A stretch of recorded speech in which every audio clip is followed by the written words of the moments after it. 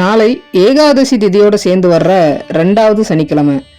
நாம் பெருமாள் கோயிலுக்கு போய் இந்த முறையில் வழிபாடு செஞ்சோம்னா நம்மோட பூர்வ ஜென்ம சாபங்களும் கர்ம வினைகளும் விலகும்.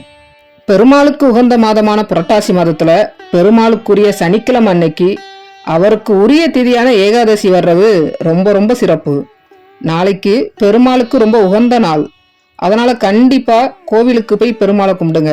அதனால நம்மோட முன்ஜென்ம சாபங்களும் கர்ம வினைகளும் விலகிடும்னு சொல்றாங்க. ஒவ்வொரு மாசமும் வர்ற ஏகாதசி திதி அன்னைக்கு பெருமாளுக்கு விரதம் இருந்து வழிபடுறவங்க இருக்காங்க.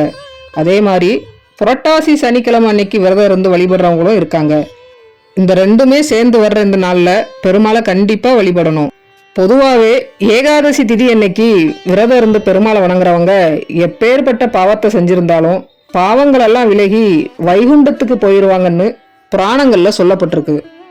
அவ்வளோ சிறப்பு வாய்ந்த ஏகாதசி திதி பெருமாளுக்குரிய புரட்டாசி மாசத்துல, அதுவும் சனிக்கிழமை அன்னைக்கு வர்றது ரொம்ப ரொம்ப சிறப்பு. அதனால விரதம் இருந்து பெருமாளை வழிபாடு செய்யறது நமக்கு பல நன்மைகளை தரும். நம்ம வீட்டுக்கு பக்கத்துல இருக்கிற பெருமாள் கோயிலுக்கு போய் முதல்ல கருடாழ்வாருக்கு நெய் தீபம் ஏற்றி வழிபடணும்.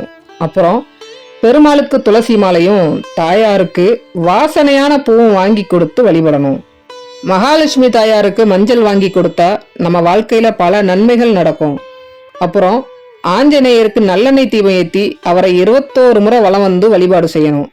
இந்த முறையில நாம வழிபாடு செய்யும் போது நம்மோட கர்ம வினைகள் நீங்கும்னு சொல்றாங்க.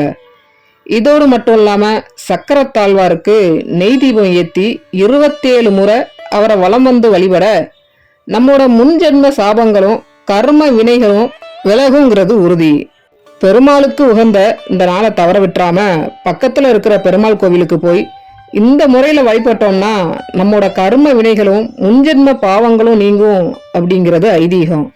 இந்த ஆன்மீக தகவல் உங்களுக்கு பிடிச்சிருந்தா லைக் பண்ணுங்க. ஓம் நமோ நாராயணாய நமக அப்படின்னு கமெண்ட் பண்ணுங்க. இதுவரை இந்த சேனலை சப்ஸ்கிரைப் பண்ணலன்னா மறக்காம சப்ஸ்கிரைப் பண்ணுங்க. நன்றி.